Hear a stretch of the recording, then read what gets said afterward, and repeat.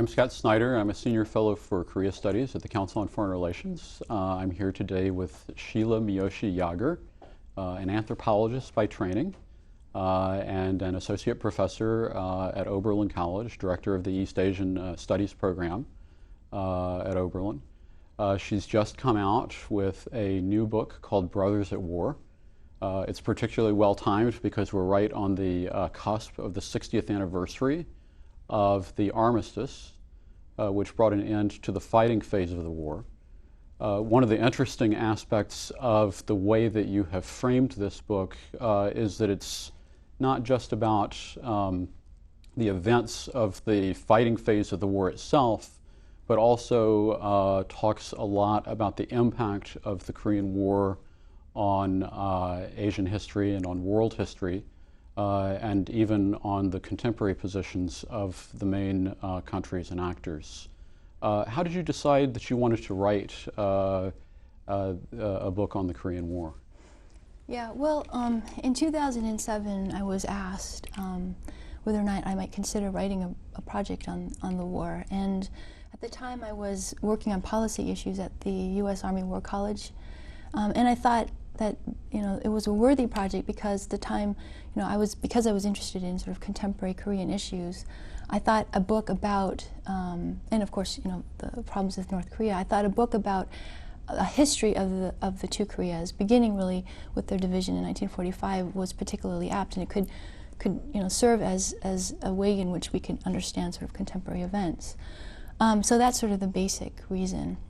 But then as I started to get into the research for the book, or trying to frame what the book would write, I wanted to write a book that was sort of about, was political and military history, but I also wanted to include cultural and social history, and I wanted to include all the participants in the war, that is, China, the United States, the two Koreas, and the Soviet Union, right? And also it became very apparent to me that I had to take the war beyond the 1953 period because, of course, the war didn't end in a peace treaty, it ended in an armistice. So that's sort of the why I decided to do, really coming from sort of the contemporary issue and then understanding how we got where we are today by looking sort of at the past. Yeah. And in this book, the fighting phase of the Korean War up through 1953 really takes only about half of the book. Right, right. Tell me a little bit about how you structured your approach, right. Because really it extends up to the current today. Right. Yeah. Well, the book is divided into sort of 4 parts. The first is the war part, and then the second Cold War, then I call it the local war, and then the post-Cold War. And the war phase of the book, I actually could have made it into 2 phases. I could have talked about the Civil War phase and then the International War phase, but I decided it would be just easier to put it into one phase because it was sort of the fighting phase of the war. So that's, in 1948, 1949, there was a terrible insurgency in the South. It was suppressed by the newly established ROK government, and basically Kim Il-sung decided at that point that an internal resurrection to sort of to topple the Syngman regime wasn't going to work, and so it was at that point he went to Stalin. Stalin gave the green light, and then the war turned into an international war. So that's that sort of section. The Cold War phase is really, I guess it's sort of the smaller part of the book, but it really looks at the impact of the Korean War on the Cold War. So the impact of the Korean War not only on U.S. policy, but also on China, and of course the two Koreas. And then so that takes us from 1953 until really the late 1960s. And then the late 1960s is what I call the local war phase. And that's an interesting period because at the end of the 1960s there was tremendous geopolitical changes that were taking place in Asia. First, of course, the Tet Offensive, which decisively turned the Americans against the war in Vietnam. There was a Sino-American rapprochement, of course, in 1972, the withdrawal of American troops from Vietnam in '73. So, and of course, Sino-Soviet split, right? The China and the Soviet Union were actually coming to butt heads. There was conflagration, right, on the Ussuri River in '69. So because of these geopolitical changes, in a sense, the Cold War in Asia was sort of coming to an end. But interestingly, the fight between North and South Korea was actually heating up. At this point, this is the beginning of South Korea's rise as an economic power. South Korea was sort of taking off at this point, and by contrast, North Korea, this is the period when its economy was starting to slow down. And so Kim Il-sung saw the window of opportunity to unify with the South quickly closing, and so he decided at that point to do a series of very provocative actions to take down really the South Korean regime, beginning with the Blue House raid in '68, which was an attempt to assassinate President Park, which failed. So what you have at that point in this sort of local war phase between '68 and really to the early 1990s is the Koreans are at it. Park Chung-hee is extremely angry. He wants to retaliate. The Americans are trying to restrain him.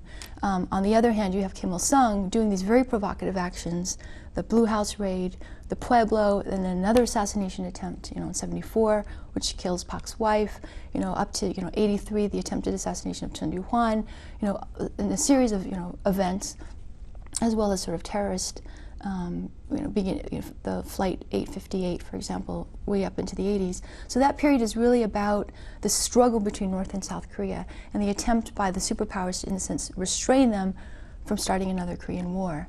And then, of course, the last period, which is the post-Cold War period, again, the geopolitical situation changes, right? The end of the Cold War, the end of the Soviet Union in 1991, and here's, North Korea's economy goes into a terrible slump, terrible famine. And so now the conflict isn't really between North and South Korea per se, but North Korea and the world, right? And the nuclear issue then becomes really the issue, sort of this legacy of the Korean War. So in a sense, they're all distinct periods. They're all linked because they are part of the Korean War. But again, they're distinct, right? But the sort of the other side of it is that the reasons for the Korean War hasn't really changed, and that is the sort of second theme of the book, which is that it is an ongoing conflict between North and South Korea for the mantle of Korean legitimacy. I mean, that's why Kim Il-sung started the war in the first place. He wanted to unify with the South under his control, right? And so that conflict between the South and the North continues while the various phases of the war change and evolve. Yeah. So it's really the war is a continuous and unfinished business between North and South Korea. Right. But in the context of these incredible changes in the international context. Right. Yeah. Right. And so it really is very relevant to contemporary policy and politics as well. Right. Now, one thing that I find interesting is that there's just a huge literature on the Korean War that you had to try to cover. Right. And a lot of secondary sources that contain primary elements. Right.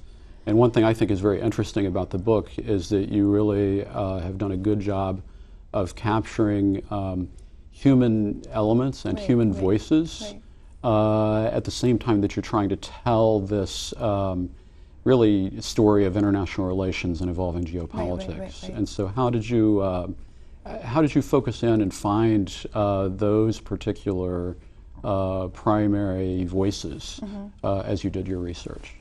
Well, you mean in terms of the sources that I used? Well, I'll just sort of lay out what sources I used and then the primary news sources that I used. The Cold War International History Project, I couldn't have written the book without that. I mean, that was the treasure trove, really. And there's a lot of personal dealings, personalities really come out in a lot of those telegrams, too. So that was a really important source. And this is a project that's housed at the Woodrow Wilson Center that's been going on for about 15 years. Yeah, I mean, they could probably, the materials that they've published probably could fill many, many books, but they are, I think it's sort of, that was really, I think, the foundation. Yeah.